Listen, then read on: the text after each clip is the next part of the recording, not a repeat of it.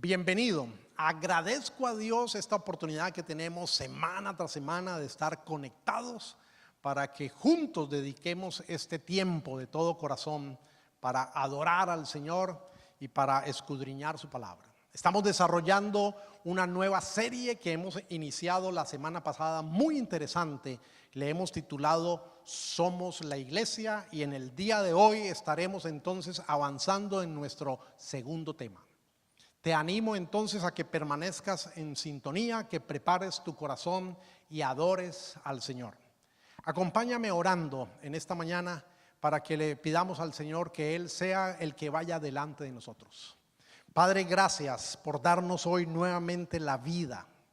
Gracias por en este momento invitarnos a hacer lo más importante, que es estar hablando contigo. Gracias por la oportunidad que vamos a tener en un instante de meditar en tu palabra, de aprender de ella. Habla a nuestro corazón. Padre, yo oro para que así como esta señal está entrando a diferentes hogares, tú entres en el corazón de cada persona, revoluciones su alma y que por el poder de tu palabra tú exaltes tu nombre y cada persona pueda conocer a Cristo Jesús. Que aquellos que no conocen a Cristo Jesús como su Salvador personal sean llamados a los pies de Jesús por tu misericordia, por tu bondad. Quita toda barrera. Gracias por tu generosidad. Gracias, oh Dios bendito, por habernos dado lo más precioso que es tu Hijo amado, por no haberlo negado. Y gracias, Señor, porque estás caminando con nosotros. Te entregamos el resto de este año y estamos seguros que así como en el año pasado, en medio de las dificultades, vimos tu fidelidad y fuimos sostenidos por tu poder, en este año también lo será porque tú no cambias, porque tú eres el mismo de ayer, de hoy y por siempre. Te adoramos y te exaltamos. Muy bien, vamos a continuar con nuestra serie que iniciamos hace 8 días, que hemos titulado Somos la Iglesia. La semana pasada les hablé de cómo nuestra unión con Cristo, que hemos recibido por gracia de Dios, es una obra totalmente estable y finalizada que debe comunicarnos seguridad. Les dije que en cuanto a nuestro pasado, hemos llegado a ser parte de la iglesia porque Dios nos llamó a tener comunión con su Hijo, con el Señor Jesucristo. También les comuniqué que con respecto a nuestro futuro como iglesia, el poder y la fidelidad de Dios va a hacer que nos mantengamos en la fe, nos guardará y nos preservará, llevándonos a la glorificación, porque Dios así se lo propuso en Cristo Jesús. E igualmente les hablé acerca de cómo participar en la iglesia en el presente, en el día de hoy, a través de Cristo, reuniéndonos e involucrándonos en la misión.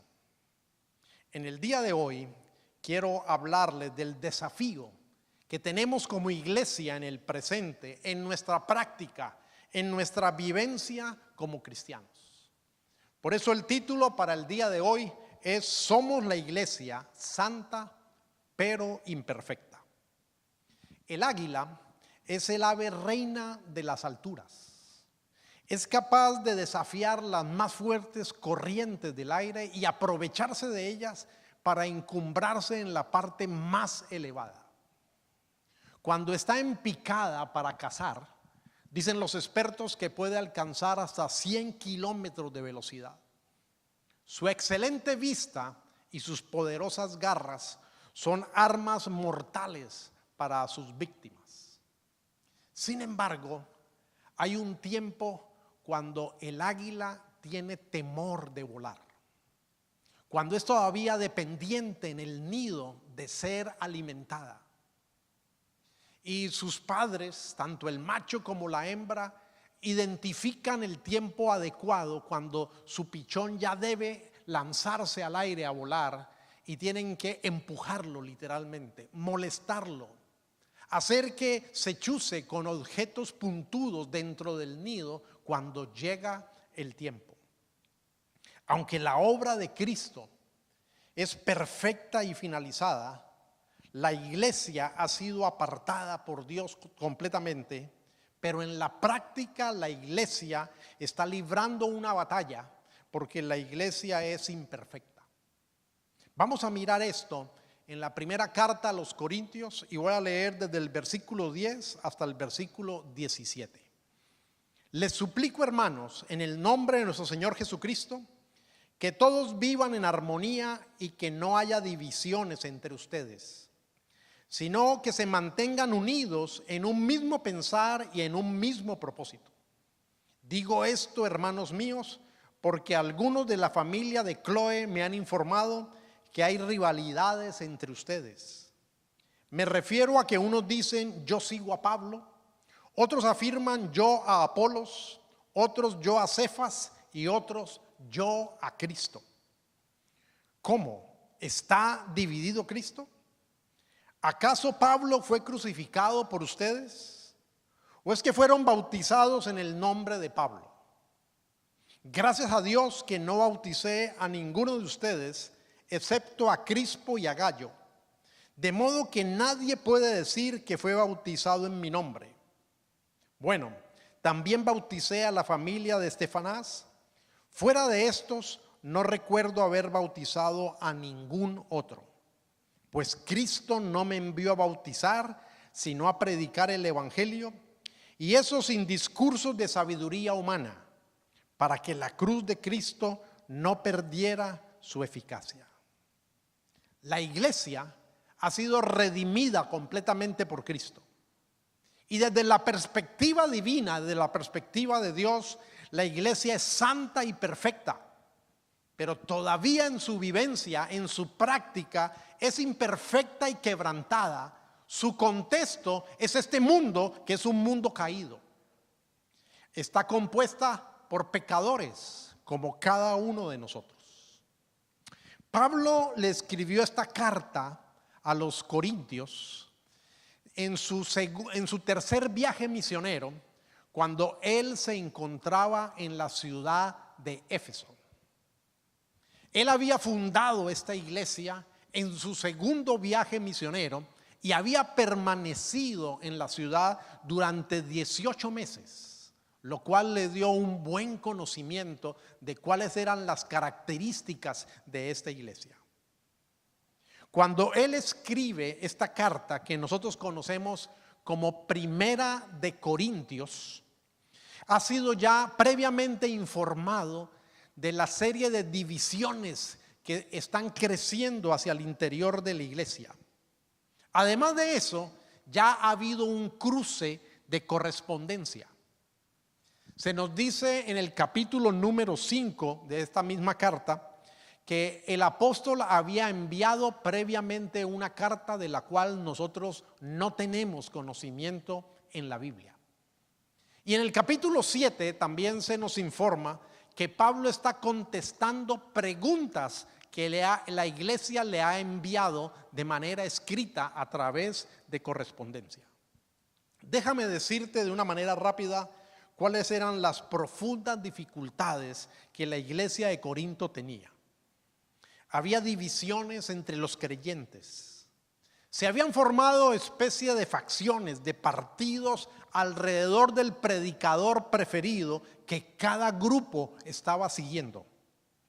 Había mundanalidad y pecado, abuso en el uso de los dones espirituales, abuso en la celebración de la cena del Señor. Existía hasta un caso de inmoralidad sexual que involucraba un incesto, una relación sexual ilícita entre un hombre con su madrastra.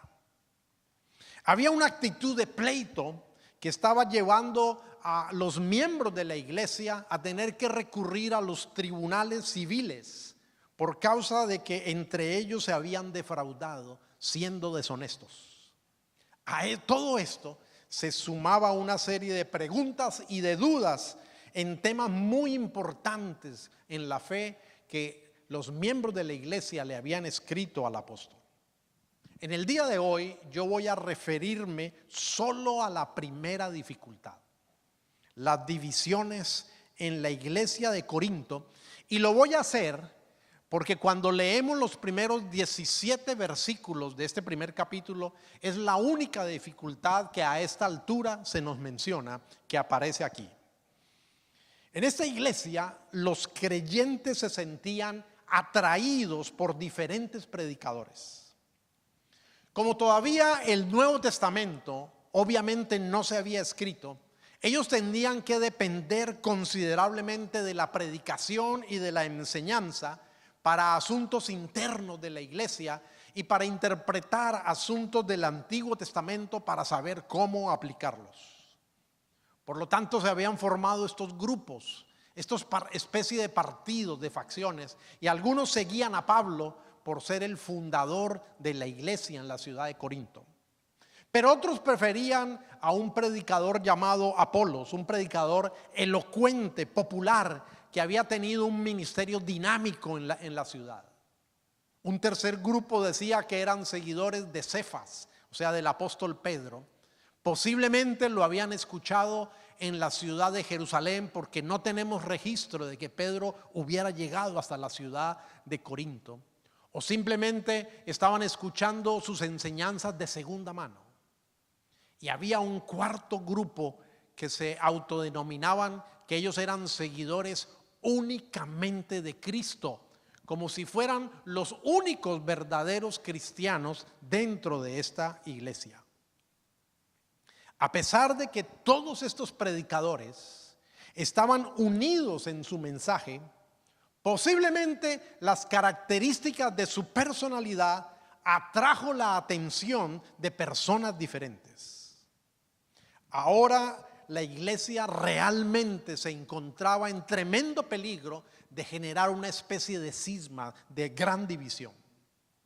Pablo menciona 11 veces en los primeros 10 versículos de este capítulo el nombre de Cristo.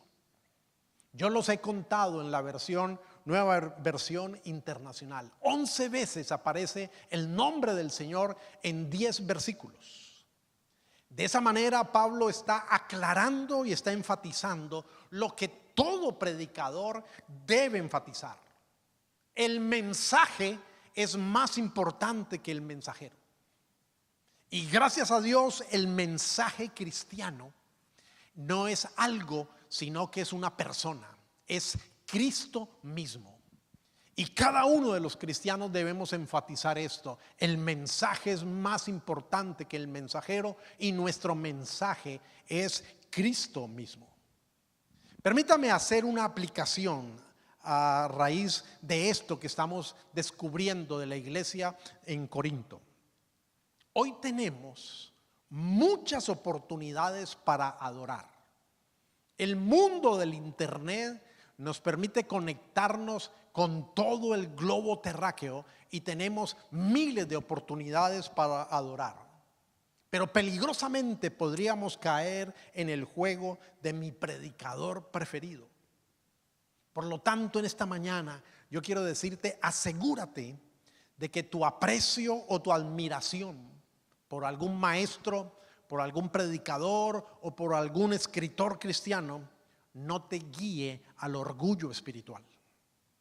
Nuestra lealtad debe ser a Cristo, a su mensaje y a la unidad que Él ha creado cuando nos invitó a su comunión y cuando nos hizo miembros de su cuerpo, de su iglesia. Asegúrate que estás siendo atraído y ojalá que estás siendo seducido, pero no por la personalidad atractiva del predicador, sino por el carácter de Cristo Jesús. El ministerio cristiano debe ser un trabajo en equipo. Ningún predicador, ningún maestro es un eslabón suficiente entre Dios y la iglesia y las personas. Tristemente, muchas personas hoy en día en el interior de la iglesia están siendo motivadas más por la personalidad atractiva, carismática del predicador que por descubrir quién es Cristo y cuál es su carácter. Esto ha creado que tenemos hoy en día seguidores en la iglesia cristiana más emotivos, pero menos racionales, sin convicciones profundas, sin conocimiento profundo de la palabra de Dios. Desde el siglo XX, ¿y qué se dice del siglo XXI? Somos una cultura que está acostumbrada a seguir personalidades atractivas, sobre todo en el mundo de las redes sociales. Se admira más el talento, sin importarnos qué clase de persona es, sin importarnos cómo se comporta en las cuestiones más importantes de la vida, cómo es como padre, cómo es como esposo, cómo es como amigo. ¿Es una persona honesta? ¿Cuáles son sus valores? El mundo ha olvidado eso y simplemente endiosa el talento. Igual ocurría en la cultura de la ciudad de Corinto. Se dejaban deslumbrar por el mejor expositor o por el mejor orador, sin necesariamente preguntarse cuál era el carácter de esa persona. Así que estamos viviendo una cultura muy similar. Por eso la pregunta que honestamente tenemos que hacernos hacia el interior de la iglesia es: ¿está Cristo dividido? En el versículo 13, Pablo pregunta con voz de asombro, de admiración, si Cristo está dividido, haciéndonos ver que es absolutamente absurdo pensar esto. Su argumento es que el único que ha muerto por las personas, por los miembros de la iglesia, es Cristo y nadie más. El único en quien hemos sido unidos, identificados, bautizados, es en el nombre de Cristo y en ningún otro nombre. Querido amigo, solo la sangre pura e inocente de Cristo es el precio que se ha pagado por el perdón de nuestros pecados. Solo en la unión con Cristo, lo que está simbolizado en el bautismo en agua, es que hemos recibido todo cuanto necesitamos como miembros de su cuerpo. Cuando Pablo dice que Cristo no lo envió a bautizar, él no está invalidando la importancia del bautismo, porque este fue ordenado justamente por el mismo Señor Jesús. La iglesia del primer siglo lo practicó sin ninguna duda. Él está enfatizando que él no podía hacerlo todo, que su llamado primordial y su don primordial era la predicación, y por lo tanto entonces él se enfocaba y se dedicaba a eso. Además está usando el argumento al decirnos que nadie podría decir que al haber sido bautizado por Pablo lo hizo para adquirir o para ganar su lealtad personal. Las divisiones que se estaban sucediendo en la iglesia de los Corintios destacaban el contraste entre el poder del evangelio y la sabiduría humana. Esta era una ciudad que se enorgullecía de su intelectualidad. Se jactaba de los famosos maestros sofistas que la habían visitado y habían formado seguidores, discípulos, que a su vez se disputaban entre sí cuál de ellos era el más importante. El problema que esta iglesia estaba viviendo en ese momento era que estaba tratando a sus predicadores, a Pablo, a Apolos y a Pedro, como si fueran maestros sofistas, es decir, expertos maestros profesionales, filósofos. Pero de esa manera estaban invalidando la centralidad de la verdad del evangelio. Lo que es peor, de esa manera estaban invalidando la centralidad de Cristo, porque todo se nos ha dado es en Cristo. Este capítulo más adelante termina diciéndonos que Cristo es nuestra sabiduría, que Cristo es nuestra justificación, que Cristo es nuestra redención, que Cristo es todo cuanto nosotros necesitamos. Pablo en el versículo 17 escribió que él fue enviado por Cristo a predicar el evangelio, pero sin depender de la sabiduría humana, para que la cruz de Cristo no perdiera su eficacia. Esto no riñe con preparar un buen sermón. Esto no va en contravía con estudiar bien y ser diligente en el conocimiento de la verdad bíblica. Definitivamente los cristianos debemos usar la razón, la mente, para pensar las evidencias y llegar a conclusiones correctas. Pero lo que Pablo está enfatizando es que el evangelio es una obra superior a la sabiduría humana. Es una obra divina que para los hombres en un momento dado puede ser locura, que para los hombres puede ser tontería o puede llegar a ser hasta ofensivo, pero es poder de Dios, es sabiduría de Dios para salvar a aquellos que hemos sido llamados por Dios el Padre a la comunión con Jesucristo a través de este glorioso evangelio. ¿Cuál es la conclusión? ¿Cuál es la aplicación personal que deberíamos extraer al leer estos versículos del capítulo número 1 de Primera de Corintios? ¿Cuál es el propósito? ¿Cuál es el fin de que este texto esté aquí en la palabra de Dios? Dios determinó presentarse la iglesia ante sí mismo como una iglesia gloriosa, sin mancha. Para eso la santificó. Para eso la limpió con la sangre de Cristo Jesús. Ya que ese es nuestro destino final. Así que mientras continuamos en este mundo, en nuestra actual condición de iglesia quebrantada, debemos fijar nuestra mirada, nuestra atención en Cristo Jesús. La Biblia dice, en la carta a los Hebreos dice, fijemos la mirada en Jesús, el iniciador y perfeccionador de nuestra fe.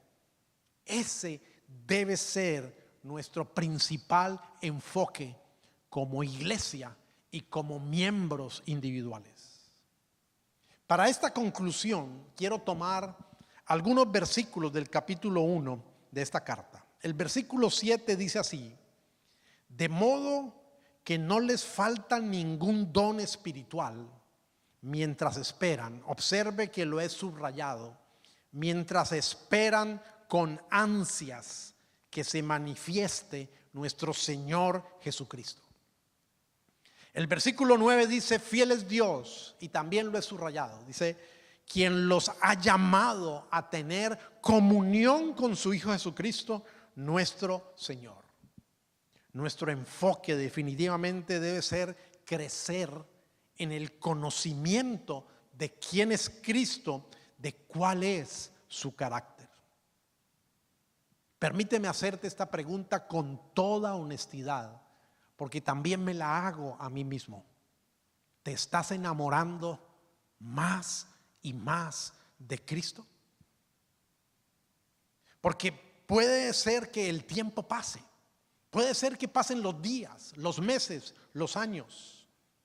Puede ser que estén pasando y aunque estés asistiendo a la iglesia, de pronto no estás creciendo en tu amor, en tu gratitud y en tu compromiso y pasión por Cristo.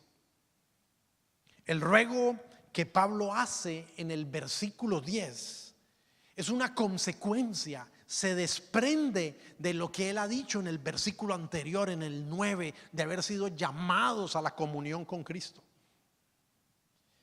Él nos dice, les suplico, hermanos, en el nombre de nuestro Señor Jesucristo, que todos vivan en armonía y que no haya divisiones entre ustedes, sino que se mantengan unidos en un mismo pensar y en un mismo propósito. No se trata aquí de que en la iglesia debe haber la uniformidad. No se trata aquí de que todos debemos pensar idénticamente como si fuéramos autómatas, robots, pero se trata de la unidad, de la armonía, de lo en lo esencial, unidad.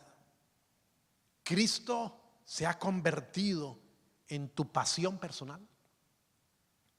Realmente estamos esperando con ansias, como dice el texto, que Cristo venga por segunda vez. Yo creo que todos los cristianos sabemos que Jesús prometió regresar.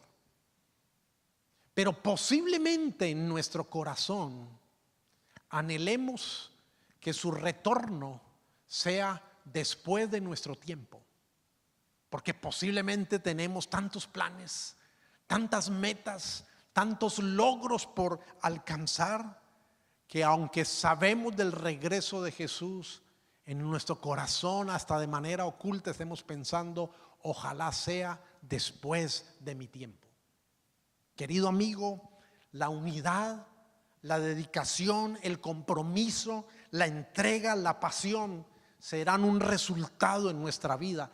No es algo que tú y yo podamos producir con nuestros talentos, pero será el resultado de que Dios nos permita ver más a Jesús.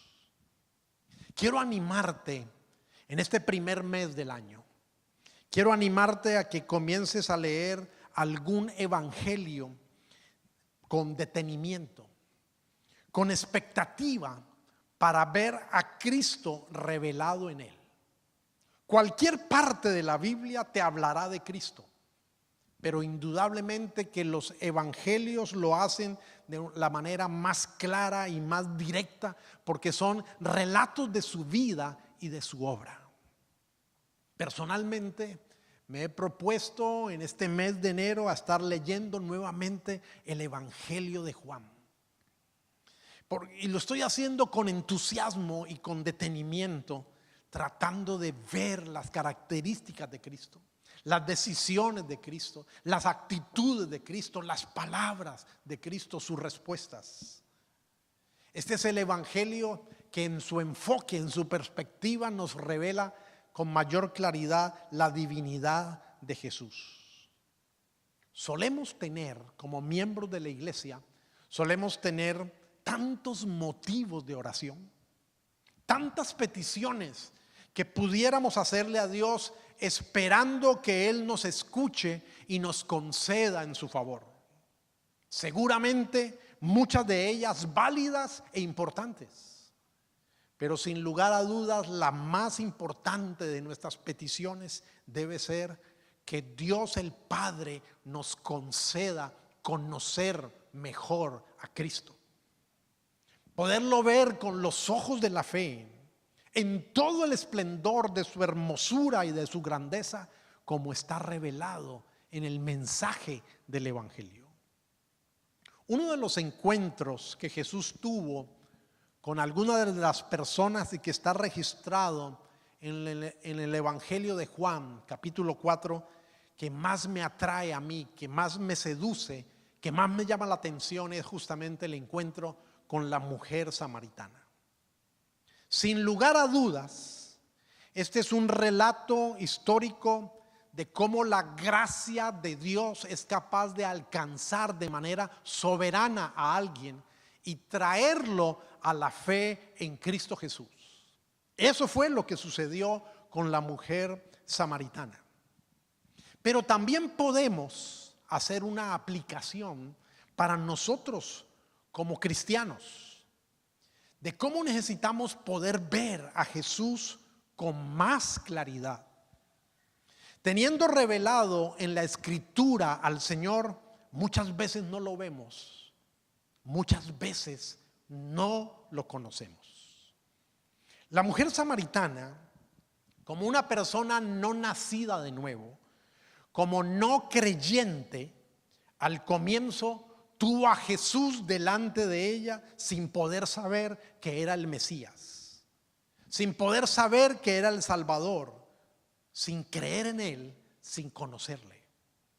Cuando Jesús le pidió que le diera de beber un poco de agua, ella se admiró, pero se admiró de que él, siendo un judío, le pidiera a ella, que era mujer y que era samaritana, ya que los judíos despreciaban a los samaritanos, no se relacionaban con ellos, debido a que su raza, a pesar de ser de la misma nación, se había mezclado y se habían generado profundas diferencias religiosas en el culto. Cuando Jesús le dice: si conocieras quién soy, si conocieras quién te pide de beber, si conocieras lo que Dios puede darte, tú le pedirías a Él y Él te daría agua viva. Ella, con incredulidad, con una especie de sentimiento de rechazo, yo me atrevería a decir con un poco de desprecio y sentimiento de superioridad, le dice: ni siquiera tienes con qué sacarla. Es un pozo profundo.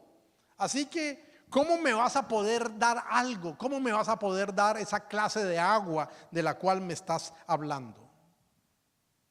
Es más, ella añade y le dice: ¿acaso tú te crees mayor, más importante que nuestro antepasado Jacob, que nos entregó y nos dejó este pozo de agua? Cuando él le habla del agua viva que quita la sed para siempre, por toda la eternidad, hablando en un sentido figurado, entonces ella se interesa un poco más. Pero la realidad, su interés no es preguntarse: ¿quién es este hombre? ¿Cómo este hombre puede ofrecer eso?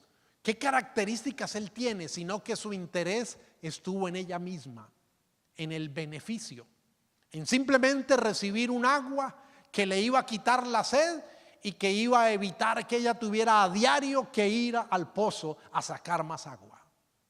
Igual nos ocurre a nosotros como creyentes. Tenemos a Jesús revelado en la Escritura, y en lugar de admirarlo por su grandeza, estamos más interesados en el beneficio personal que podamos obtener. Podemos ir a la Biblia centrados en nosotros, en lugar de centrados en Cristo, en lugar de estar centrados en Dios el Padre. Recuerdo que hace años atrás, en un retiro espiritual, en medio de un descanso, alguien se acercó a un grupo que estábamos allí dialogando y nos preguntó: ¿cuál es la razón primordial por la cual cada uno de ustedes lee la Biblia? Hubo diferentes respuestas. Alguien dijo: para obtener paz. Yo pensé, es válido, pero no es la mejor respuesta, pensé yo. Alguien más dijo: no, para experimentar gozo. Tuve la misma conclusión. Y luego llegó mi oportunidad y entonces yo dije: yo primordialmente leo la Biblia para tener poder y servir al Señor. Pensando que mi respuesta era un poco mejor que las anteriores y que de pronto causaría un poco más de impresión. Pero al final alguien dijo: yo primordialmente leo la Biblia para conocer a Dios, para conocer a Jesús. Wow. Yo me di cuenta que realmente esa era la respuesta más importante, que esa debería ser, a partir de ese momento, mi real motivación para ir a la Biblia.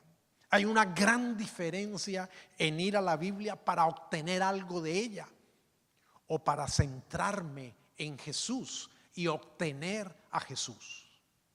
Pablo dijo que él se olvidaba de todo, que todo lo consideraba por basura con tal de obtener a Jesús, con tal de estirarse y hablando figuradamente, alcanzar a Jesús.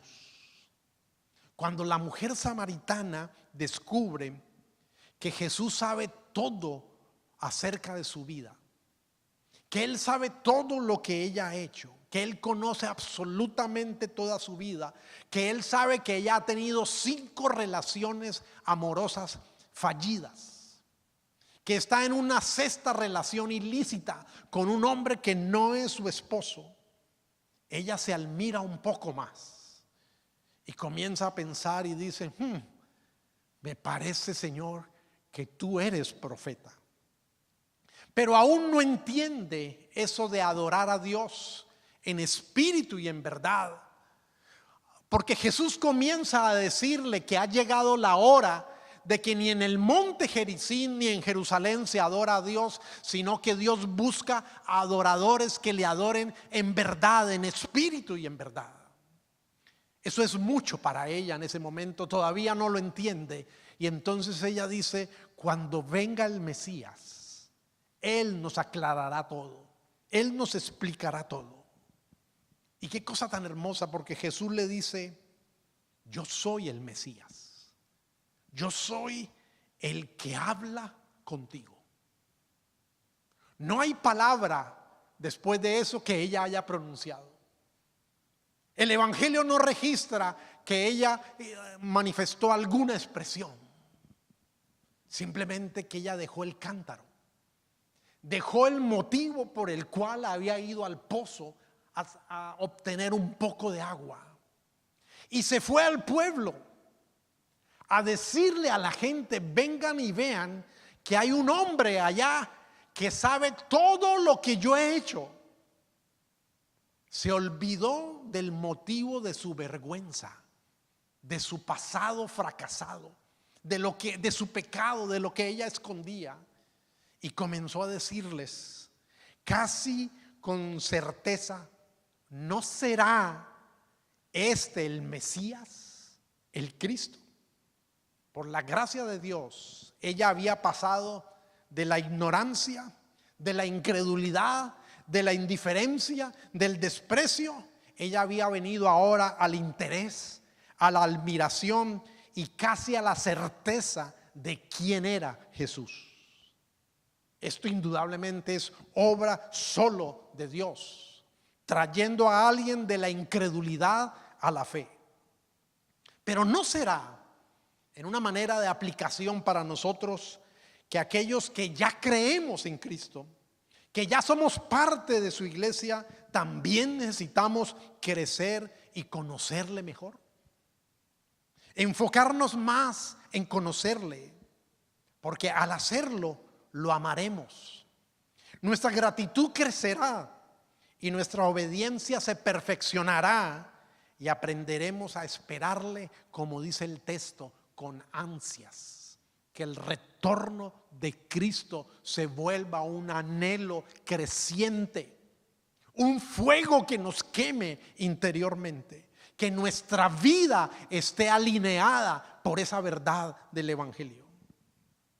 Si eso sucede en el favor de Dios, yo estoy seguro que nos reuniremos domingo tras domingo, no simplemente como un deber, sino con la satisfacción de estar juntos para tributarle adoración. Entenderemos que el servicio no se trata de nosotros, sino que el servicio cada domingo se trata es de Él, de reunirnos para adorarle, para tocar los instrumentos musicales, para cantarle con el corazón desde las entrañas. Nos reuniremos para derramar nuestro corazón en oración y para atender a su palabra, queriendo descubrir más ahí a Dios, queriendo ver más a Cristo con los ojos de la fe. Que Dios este año 2021 actúe en nuestros corazones, que Dios nos bendiga dándonos más de Cristo. Amigo, si tú aún no conoces a Cristo, si tú no eres miembro de la iglesia, si tú no has entendido que Dios está llamando personas a la comunión con Cristo Jesús, quiero invitarte a que vengas en arrepentimiento a los pies de Jesús. Confiesa tu pecado, confiesa tu ignorancia, confiesa tu indiferencia. Vuélvete a Él de todo corazón, porque Él se complace en recibirte. Vuélvete a Él y pídele que te limpie con su sangre y que te enseñe a conocerle. Quiero invitarte a que oremos en esta mañana. Padre, gracias por Jesús. Gracias por la hermosura de Jesús revelada en tu palabra. Gracias por el amor tan grande con el cual Él vino y se hizo hombre y nos ha alcanzado. Señor, gracias por el diálogo con la mujer samaritana registrado en tu palabra, que demuestra que eres tú que nos has llamado de las tinieblas a la luz, de la incredulidad a la fe y a la comunión con Jesús. Pero Padre, ayúdanos en este año como iglesia a mantenernos unidos en virtud del carácter de Cristo Jesús, a mantenernos seducidos, enamorados y apasionados en conocer a Cristo Jesús. Ayúdanos a ser disciplinados en la lectura, en el estudio de tu palabra, con diligencia, con expectativa. Quita todo impedimento, quita toda distracción, quita toda falta de hábito y coloca en nuestro corazón este despertar. Padre, en el nombre de Jesús te pedimos que esta sea una realidad creciente. Todo cuanto necesitamos es mirarle a Él, porque Él es nuestra sabiduría, Él es nuestra unidad, Él es nuestra santificación, Él es nuestra justificación, Él es nuestra redención. Toda honra y toda gloria te pertenece a ti. Te adoramos, te alabamos. Señor, envía un avivamiento al interior de nuestro corazón. Un avivamiento genuino, no simplemente emocional y fabricado, sino un avivamiento que nos permita fijar nuestros ojos en Cristo, el autor y el consumador de la fe. A ti sea la honra y la gloria. Amén. Que el Dios sea contigo, caminando contigo en el resto de semana. Te invito a que sigas profundizando y que te disciplines con amor a leer la Biblia. Dios te guarde.